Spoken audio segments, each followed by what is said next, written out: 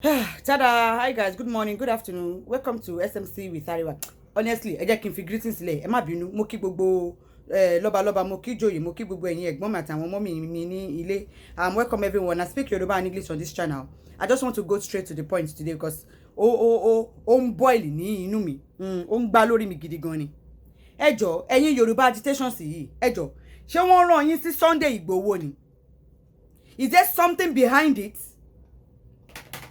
Ṣé wọ́n rán yín sí mà nìyí ni?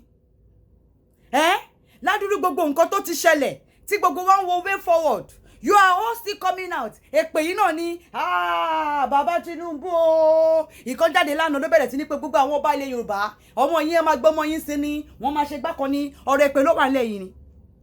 Ìgbòho tẹ́ lọ gbé Ìgbòho ti ní gbogbo yín máa ṣọ́kúnlẹ̀ ibo ló ti bá yín sọ bẹ́ẹ̀. Ṣé wọ́n rán yín sí mà nìyí ni?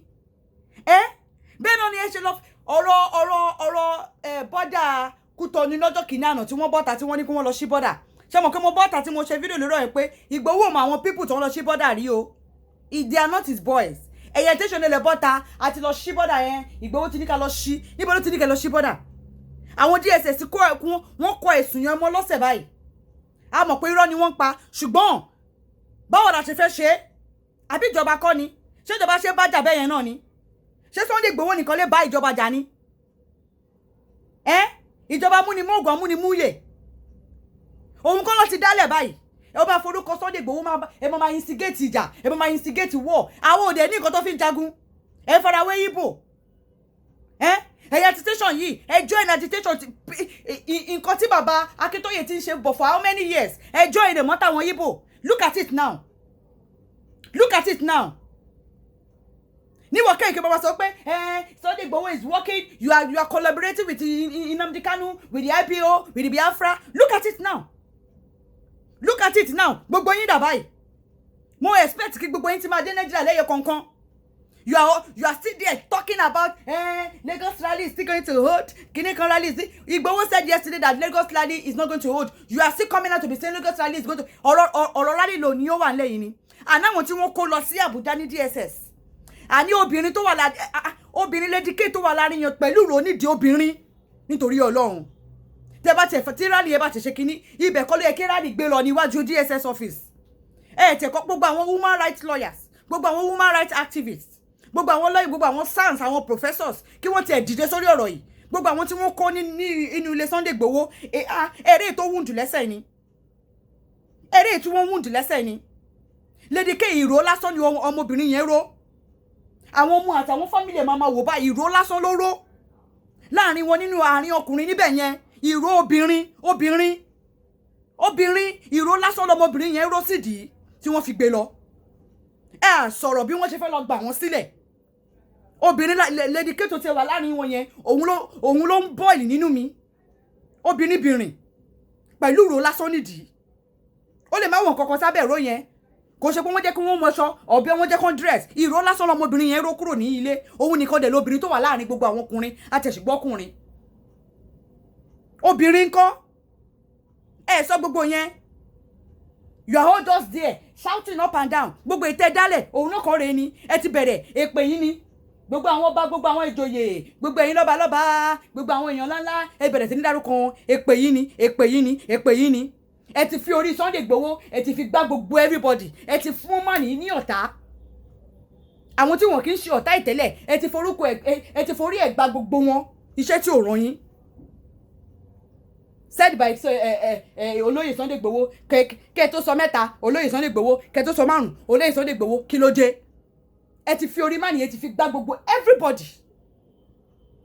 Ẹ pín ogun ẹ fi ẹnu yín máa pín ogun ẹ forúkọ ẹ máa pín ogun iṣẹ́ tí ò ràn yín. Ẹ forúkọ ẹ máa pín ogun ẹ fara wé àwọn Igbo ṣáwa ní nǹkan tó fi ń ja ogun èèyàn kan péré lè bá ìjọba jà ní gbogbo yín dà báyìí. Where are all you people now? Níbo lẹ ti jáde ibo lẹ wà? You are talking about Lagos rally àwọn tí wọ́n kó síbẹ̀ yẹn sọ̀rọ̀ lórí yẹn sọ bí ẹ ṣe fẹ́ lọ ṣe bí akí rally gan sọ bí rally ibẹ̀ lè máa gbé rally lọ kí wọ́n fi wọ́n sílẹ̀ kí wọ́n tẹ̀ fóbìnrin yẹn sílẹ̀ ìró lásán lọmọbìnrin yẹn ró sì nítorí Ọlọ́run sọ yẹn you are coming out ìkọjáde ó bẹ̀rẹ̀ sí ní ṣe pé òṣì ọ̀rẹ́ pé ló wà lẹ́yìn ni ń dákún ọ̀rọ̀ sí ọ̀rọ̀ má nìyí ni ṣé wọ́n rán yín sí Igboho ni àbí ṣé wọ́n bí ṣó níbẹ̀ jáde ṣó ní ó ní ìpè mi tó wà ń bẹ̀ ni ẹ kàn ń dákun ni kí gbogbo yín lọ dákẹ́ go and lay low for now gbogbo ìtẹ́ dálẹ̀ náà ló wà nílẹ̀ yìí ẹ gbogbo yín ẹ lọ lay low go and lay low. Laying low does not mean we have lost. Does not mean we have lost. Májàmọ́ Sani Yorùbá máa ń sọ àwọn bàbá náà tí wọ́n pòwe yẹn ṣọ́pọ̀ lọ́wọ́ ò pé ni. Àwọn bàbá wa tí wọ́n pòwe pé ìjọba amúnimúgùn amúnimúyè ṣé ọpọlọ wọn ò pé ni kò ní nǹkan tí wọ́n rí ni.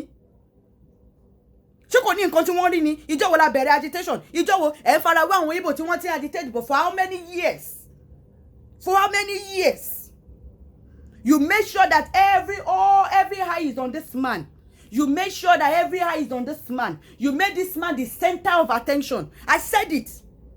I said it. But no. Ìjọba tí wá gbẹ́sẹ̀ DSS gbẹ́sẹ̀ lé ilé Ìgbòho. They've taken over his residence. No house, no car, no wife, no kids. He has turned to a fugitive. Kí ló dé, kí ló ṣe? Kí ló ṣe, kí ló ṣe, kí ló ṣe? What has he done? What has he done? And all you agitators are still coming out tomorrow, Lagos rally, Lagos rally. What are you people talking about? Okay, ta la fẹ́ lọ ké bá? Ṣé gbogbo àwọn àgbààgbà tẹ́ pé ẹ ti gbé ṣépè? Ṣé lọ́yà la fẹ́ gbà báyìí? Ṣé àwọn tó jẹ́ pé a lè dáwọ́ ra boss? Báwo la ṣe fẹ́ sọ̀rọ̀ lọ́yà? A sọ bí àwọn ṣe fẹ́ gbà àwọn tó wà ní DSS sílẹ̀. Ẹ̀ ń sọ̀rọ̀ Lagos rally, ẹ̀ ń sọ̀rọ̀ rally, ẹ̀ ń sọ̀rọ̀ rally. Ẹ gbé rally lọ síwájú DSS office bí wọ́n ṣe fẹ́ fi àwọn tí wọ́n kó bá tẹ̀jọ́ obìnrin ilé díkẹ́ yẹn ọmọbìnrin ìró lásán lóró àsọ gbogbo yẹn. Look at what Igboho, you have turned Igboho to a fugitive. Ẹ fi orí mani ẹ fi gba gbogbo everybody àwọn tí ò bá ní jàtì tẹ́lẹ̀ àwọn tí wọ́n ṣẹ́ ní mi ẹ forí ẹ̀ gba gbogbo wọn ẹ fi orúkọ ẹ̀ máa pé ogun lójoojúmọ́ iṣẹ́ tí ò ràn yín iṣẹ́ tí kò ràn yín ẹ forúkọ ẹ̀ máa pé ogun lójoojúmọ́.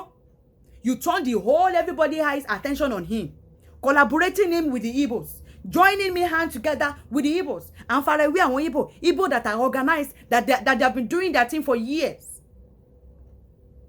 Àwa ìdẹ́kẹ̀rẹ́ àwọn tó jẹ́ pé traitors wà láàrin wa àwọn ìgbẹ̀yìn gbẹ́bọjẹ́ àwọn ìgbẹ̀yìn gbẹ́bọjẹ́ who betrayed Sunday Igboho, who betrayed him. Somebody betrayed him. Who did that? Why can't we fish that person out? We are busy talking about Lagos rally. Is that the most important thing at the moment? This man has turned to a fugitive. Is that not enough for all you agitations? Ẹgbọ́n nǹkan tí ọmọbìnrin tún sọ náà. Ẹgbọ́n nǹkan tí àbúrò Ìgbòho sọ. Ẹ̀tàn. Àlùfáà sọ̀rọ̀ òjòkú. Iye Ọlọ́run gan jẹ́rìí o. Ibi mo jókòó sí náà rè lánàá. Kí mo ti mi sọ̀rọ̀ wí ṣe ni ayì mọ́ lọ. A mi sọ̀rọ̀ yẹn a máa ṣépè, yẹn àìkan mórí akọ mọ́rùn àbẹ́. Abánidarin ṣé n ti bá débẹ̀ kí èmi ni ọbí ire bẹ́ẹ̀ kí wọ́n ni ọbí ire. Ojú gbogbo rẹ̀ àti jọjà. Gbogbo ẹ̀yin bloggers lóyìnbó yín obìnrin kí a mú pancake kí a sọ mójú kí a mú gbogbo rẹ̀ kí a kunjú kí a kùtè kí a máa sọ̀rọ̀. Koiki ńkọ́ ẹ máa pa wọ́n látẹ̀yìn ẹlòmíà sá kábàkàbà ẹ máa yìnbọn fún wọn látẹ̀yìn kàrí bẹ́ẹ̀. Ìyàn ọmọ kí wọn kó lọ nínú ilé Ìgbòho ṣé ní ọmọ ròyìn kí ọlọ́pàá bá dé àbí kó lógun bá dé àwọn untouchable torí agbára Ìgbòho yìí ti gbàgbé wí oògùn ni èlòpin ibi tó nìkan parí sí ní tẹlòmíràn yìí ti bẹ̀rẹ̀ ìjọba amúnimóyè amúnimóògùn yèsí àgbà bẹ́ẹ̀ yóò kò dùn mí bẹ́ẹ̀ ń ti pa bẹ́ẹ̀ ń ti ṣiṣẹ́ Fani Káyọ̀dé dá supposed to know better ó ti pa bẹ́ẹ̀ géèmù ọ̀dẹ̀ mi fi bàbá play ni wípé kó bá sọ̀rọ̀ Ìgbò kó bá sọ̀rọ̀ Yorùbá nation kó bá dá wàhálà alẹ́ kó bá jẹ lọ ọ̀nkúkú mọ̀ iye kàwé èsì appointment yẹn lè fún èsì bó ṣe lè jèrè rẹ̀ kí Yorùbá nation bá dé and sideline rẹ̀ ìyẹn ni a jèrè rẹ̀ ṣùgbọ́n kí ẹ bá jẹ lọ kó bá rọrùn níbẹ̀ òun nìkan láà foríko. Ignorance is not even an excuse. You are supposed to know. Gbogbo evidence kí a lo against rẹ̀ ó ti wà lórí social media àìkàn rọra máa sọ̀rọ̀ gèsì yẹn abẹ̀bẹ̀ ìyẹn wo láàdìde bẹ́ẹ̀ gẹ́gẹ́ bí àgbà Yorùbá kí a solicit fún ṣé ìyẹn ọba ìyẹn agitator sì ti tẹ̀ lójúmọ́lẹ̀ kí n ti ṣépè fún àbíyàn governors ìgbé ọba yábẹ̀ Tinubu ni adìlé lórí ṣé Tinubu yìí ti ṣépè fún ọmọdé ikú ń bá dàgbà orí ẹyẹlé lòun á máa jẹ sórí ẹyẹlé á jẹ ìdàgbà ìtì ṣíṣe adẹ̀sọ ìyá kí ami sọ nígbẹ̀ kí ami wí kan mọ́ dàrán sí bàbá àlọ́run kẹrọra máa sọ̀rọ̀ kẹ mọ́ bú nìyàn kẹ máa ṣe ìmí búwa ìmí pé àlọ́mọ àlè Yorùbá kí àlọ́mọ àlè bẹ́ẹ̀ kí n lọ ọmọ ọkọ bẹ́ẹ̀ òun rèé o ẹni bá ti rí fídíò ní kí n la wò ọ́n ti pàréèdì yẹn ní kó nílé Sunday Igboho ọ́n ti declare òun gan wanted bí bàbá ṣe sọ̀rọ̀ tó àrà àmọ́yàn lè wọnú ilé rẹ̀ kan rí pé ìtú lè máa bú mi o mo ti sọ fún yín méṣe ohun èpè ẹni bá ṣe ohun èpè lè pé ajá méṣe ohun èpè yín gan lè lépè yín ti sìn dé mi oko bẹ́ẹ̀ yín ti sìn dé mi oko yín ti bá tiẹ̀ jẹ́ kẹ́bà sọ̀rọ̀ Oòduà nation ẹsẹ̀ ni mo ohun Sunday Igboho what ẹsẹ̀ ni mo ò ló lọ ṣe lọ́rọ̀ ra mi jayé rẹ̀ ìyìn náà ni kò ìta ti bá dà bẹ́ẹ̀ yín bá dé bẹ́ẹ̀ gbogbo ohun rẹ̀ náà ti bàjẹ́ ìyẹn ọmọ oko lọ bẹ́ẹ̀ káre hàn lòbí káre hàn lẹ́ni abèrè ríhan àti ṣèbí ìnídàá bọ́ọ̀sì àbí káríyàn mọ̀rin ìyẹn mọ̀rin olówó PayPal àti olówó GoFundMe ìsọnù kárí bẹ́ẹ̀ yín tún dáwọ́ lọ́ọ̀yà gbogbo orin kì í mi jà fọ́pọ̀ ara rin kó jẹ́ pé ṣe ní mi fi agitation rádaràdá kí mi ṣe fi mi pa ó ni ọ́ì ti débi omi ti tẹ̀lé dómi oko ti débi ẹ̀rú ti ní ọ́ì ti kò ó nìkan ó ti kú sí ọ̀rẹ́ kọ́ bá ìtúwú yìí kí tún mú fídíò kí máa ṣe kí máa post rẹ̀ kí máa instigate evil violence kán máa dáràn sí lọ́rùn kán máa bàlújẹ́ kán bá ń gbogbo jẹ́ ìyẹn àtúbọ̀ kó bá ní kọ́lọ̀ yọ nínú wàhálà o torí mo ti sọ gọ́ọ̀mẹ̀ntì Nàìjíríà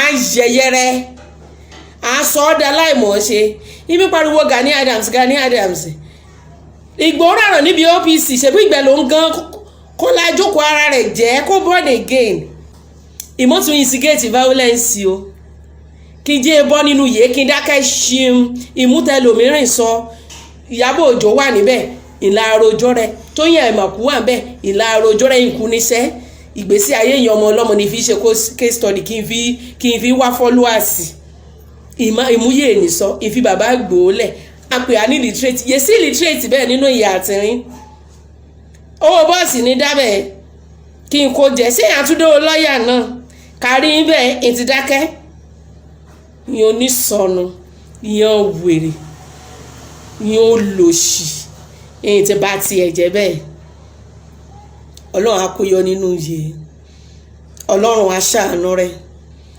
bàbá Ìgbòho ìyá kí a fẹ́ràn rẹ̀ àmì fàdúrà àrùn ọ̀lọ́ torí ẹ̀ sọ ni mo ní àbí yèsí mo níbẹ̀ ká ẹbí máa rè bẹ́ẹ̀ kí máa ń kan lábẹ́bẹ́ fún yèsọ́ kàn á dá mi lóhùn yèsọ́ mọ́kò lomi lọ́yọ̀ọ́ wọn àmì wíre nì nígbẹ́ ìjọba àmì wí kí n bá fẹ́ fight fún ẹ̀tọ́ ọmọ ènìyàn ìwà olóòótọ́